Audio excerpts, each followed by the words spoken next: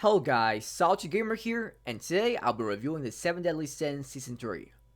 This season was really hated by anime fans. There were lots of memes about the season, especially the Meliodas vs Escanor fight. That fight had even worse animation than Naruto vs Pain. It was just awful to look at. People hated the season so much that it had a score of 6.31 on my anime list. That's unheard of for such a popular battle shonen anime series. It's a shame too because the amazing plot gets overshadowed by the horrible animation. This season takes place right after the events of Season 2. Not all of the 10 Commandments have been defeated, and now they're overtaking areas across the world. It's up to 7 Deadly Sins to bring peace and get rid of the 10 Commandments once and for all. But due to certain circumstances, a holy war that ended 3,000 years ago is starting up again. This season got a lot of attention for the wrong reason.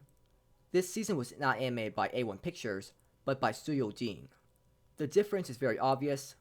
I rarely complain about animation, and even for me, I could tell the animation was really bad. It just did not look smooth at all. It just looks so unnatural and choppy. It just makes me wonder, why was this season even made? I guess the anime studio was just that greedy for money. If you know you can't animate the fight scenes correctly, then just let another anime studio take up the project later on. The animation this season ruined the Meliodas vs Escanor fight. That being said, does bad animation make an anime overall horrible? Is having bad animation so bad that you should drop an anime over that? I don't believe you should look at one thing to define an anime series. If an anime has a bad ending, then should I just ignore how amazing the anime was up until the ending? That doesn't make sense. Also, if an anime series has amazing animation, but a terrible plot, does that mean the anime is great? It just doesn't make sense at all to call Season 3 bad, just because of the animation. I looked at the plot development and how the characters acted this season, and Season 3 excelled in both those areas. We finally got the answers to the biggest mysteries so far in the series. The anime shows us through flashbacks what exactly happened in the Holy War 3,000 years ago, and it finally shows us the full extent of Meliodas and Elizabeth's relationship.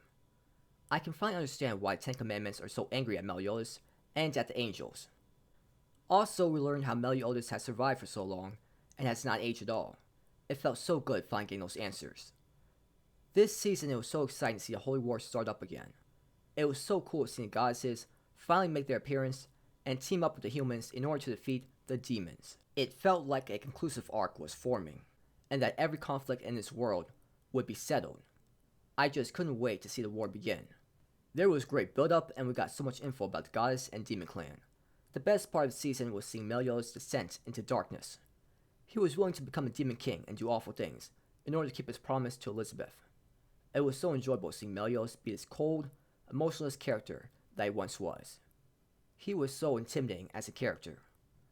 I can't wait to see what he plans next. In terms of new characters this season, we really only got introduced to the goddesses. Even though the powers are cool, the personalities were boring to me. The most powerful goddess there acted like a typical villain that the viewers were supposed to hate. I just wish they make it out to be so black and white. Why make the Archangel Lucille to be so completely unlikable?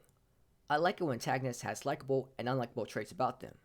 I call Lucille antagonist because he did awful things in the past and it's pretty obvious he will try to betray the humans in the future. I just wish the anime didn't make him out to be so obviously evil. The opening songs for the third season were amazing, and the ending songs were okay. The music was pretty much similar to the previous 2 seasons, which is good. The animation style still looked mostly the same. The animation, however, was really awful. There's no defending it. I'm not going to say the season is horrible though, just because of that. It's still watchable for its great plot development, and it was so amazing to see Meliodas act so cold. I give the season a 7 out of 10. So that's all I want to talk about for today. Thank you for watching the video. Have a great day or night wherever you are, and please like and subscribe if you enjoyed this video, and please comment if you found anything interesting in the video.